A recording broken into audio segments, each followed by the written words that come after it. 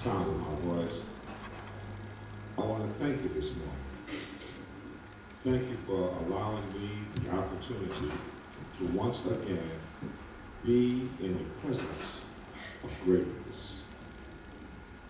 You see, each and every one of us carries within us the hopes, the dreams, the aspirations of our ancestors, the generations that have preceded us.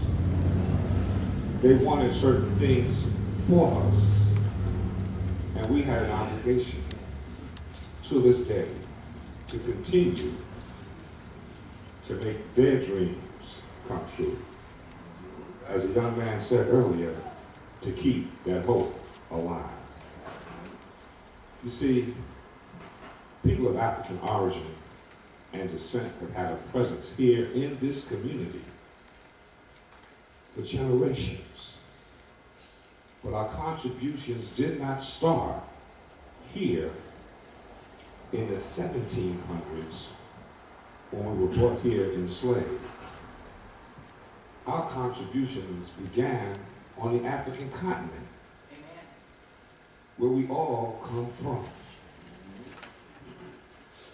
I've read research papers that say that there is belief that the Garden of Eden itself was on the African continent. So what does that tell you?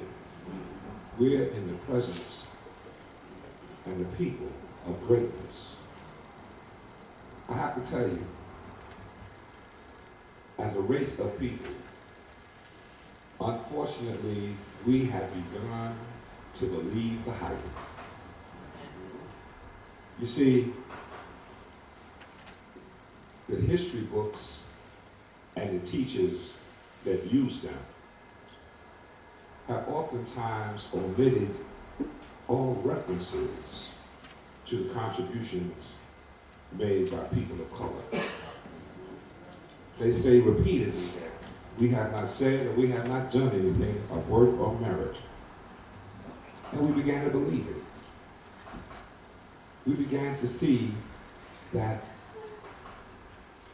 we were going to go by what it was somebody else told us instead of listening to the spirits and the words of our ancestors who have been trying to communicate to us. How many times do you sit back? I'm talking to grown folk right now. How many times do you sit back and say, Mama used to tell me that when I was young. And she's still trying to tell you something. And Grandma's still trying to tell you something. You just have to be open enough to receive it, to hear it, and then act upon it. We as a people, as Martin said on the night before he was assassinated, we as a people will get to that promised land. But we won't get there by sitting and waiting. You got to get up. You got to move in that direction.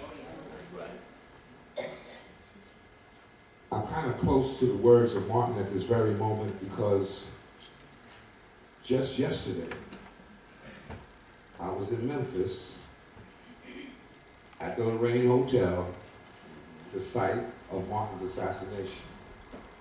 Had a meeting there with others of my contemporaries in this Black history situation. And just to be at that place once again connected me. You know, it's like them cell phones. They only work when you take them and plug them in so they can be recharged. Well, my being in Memphis yesterday was an opportunity to plug in and recharge. My being here with you this morning is an opportunity to plug in and recharge. Because see, my battery cannot go down. I can't let that happen. the greatness of our people, particularly here in the Natchez region. I have seen documents that say that in the years immediately following our collective enslavement, the most powerful collection of colored people, as it said, in this nation were right here in Natchez. Our ancestors, the first man of color to have any official position in the history of the state of Mississippi, was born enslaved just across the river. But he went on to become a justice of the peace. He went on to become a member of the state legislature. He went on to become the Speaker of the House. The most powerful position in the Mississippi legislature was occupied by a black man from right here in Natchez. The first man of color to serve in either house of the United States Congress, the nation's first black United States Senator, was from right here in the city of Natchez. As you come down St. Catherine Street, across from Broomfield School, there is now, on a hill, a vacant lot. On that lot was once the home of Lewis Winston. Lewis Winston was served over 20 years as a county clerk here in Adams County. They don't tell you about that. They don't tell you about Robert Woods. There were 5 cities throughout all of the former states of the Confederacy that would elect black mayors during that period of Reconstruction. Natchez was one of those 5 and the only one in the state of Mississippi. Black sheriffs, judges, county clerks, tax assessors, integrated school boards, integrated board of aldermen, mayor, United States congressmen, United States senators, all people of color from this community. Their accomplishments were so profound that by the year 1890, you know what happened? The white folks saying, we can't let this keep happening no more. And they went and they rewrote the Mississippi State Constitution, putting in place laws and provisions that would prevent us from being part of the electoral process, taking away from us the ability to vote for people that look like us. Because we outnumbered them, and they had to find a way to maintain control. So they took that power away from us. But it hasn't stopped us. It just slowed us down. We have to keep moving forward.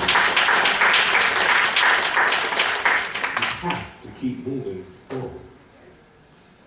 Because these youngsters that were here singing and sitting here, we got to plan and make a way forth now.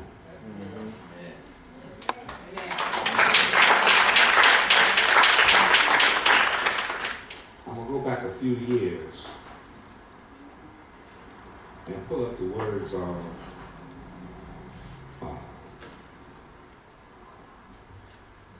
Harold Melvin and the Blue Notes. The word said, wake up everybody.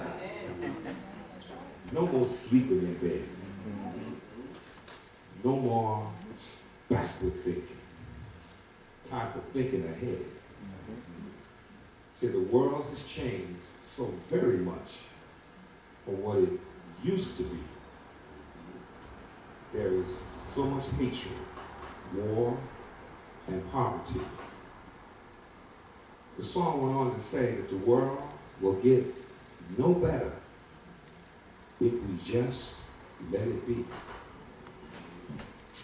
The world itself will get no better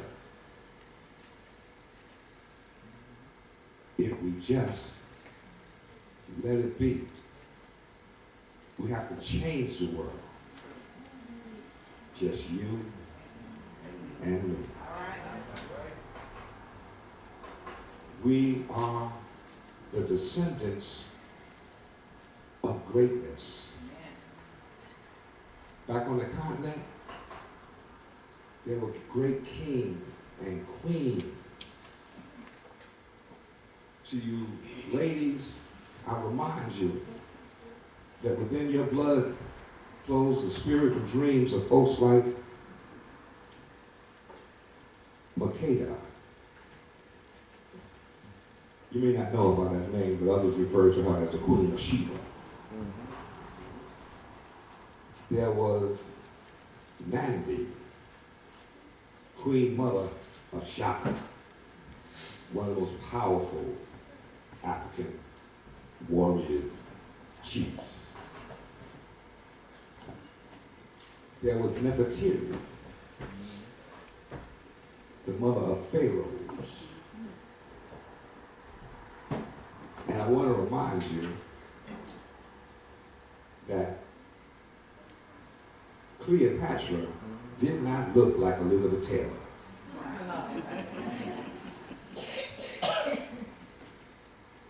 This greatness is within us. We must tap into it. It's important that we do so. All of it, everything that we do are remembrances of the sacrifices and things that were said and done in the past. Don't believe me? It was an old slave trader, a ship's captain, that followed what they call the triangle, from the African continent to this continent, up to Europe, and back down to the continent once again to get more slaves. He came upon some troubled waters, almost lost his life. He took a look at what he had been doing, and he said, I'm not going to do that no more. And an old slave trafficker wrote the words that said, Amazing grace, how sweet the sound to save a wretch like me. That's a connection to the past. The youngsters sang, Steal Away. Harriet Tubman would tell folks to steal away and to wade in the water. Why did you wade in the water? So that the master's tracking dogs couldn't follow your scent. That's why you waded in the water. You see, that was them trying to tell us what we need to do.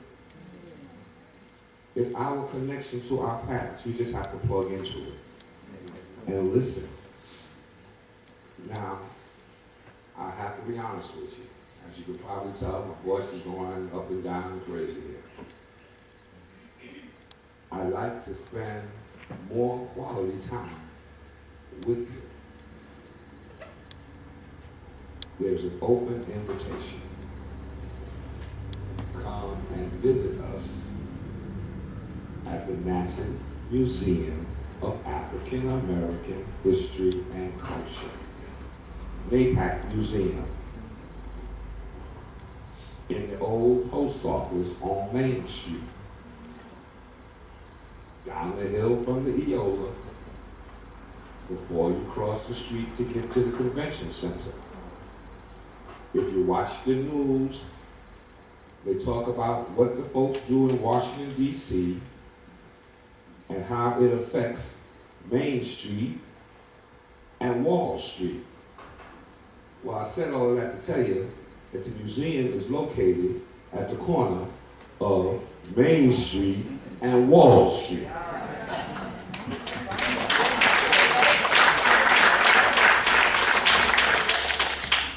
We don't own any of these big antebellum homes in this community. Those homes have allowed a segment of this community to become extremely wealthy over generations. But I have to ask a question. Who provided the labor that created the wealth? Who provided the labor that constructed those fine homes? So you see, now, when I pass any of those antebellum homes, I look at them with pride. Because I can honestly say that a black man had his hand in the building of every one of them.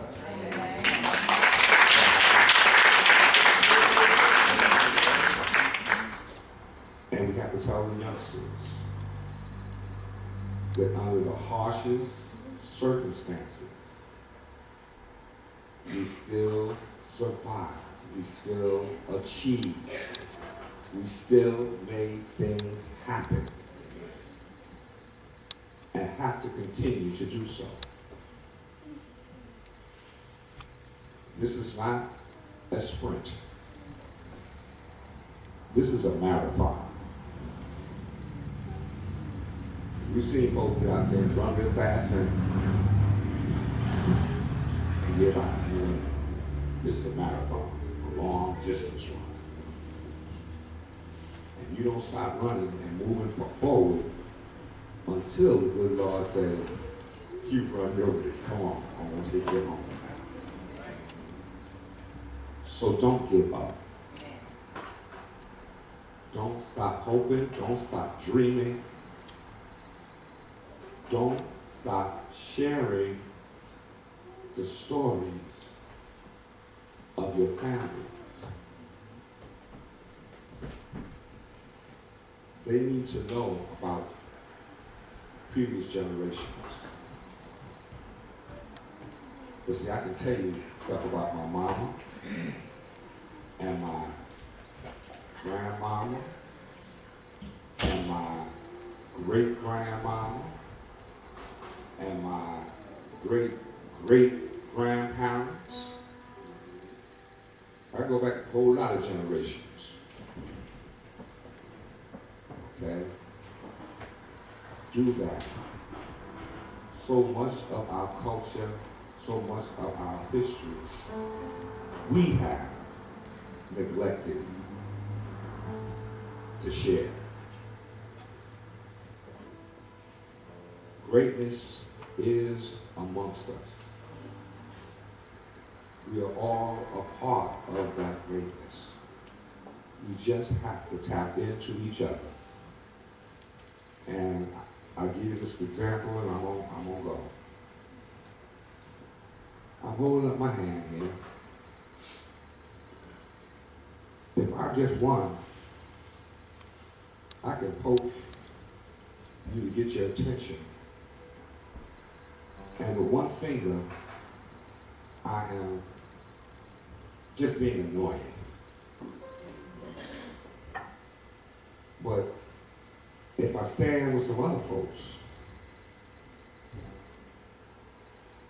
and we all come close and strong together, I'm no longer poking at you. I done got your attention.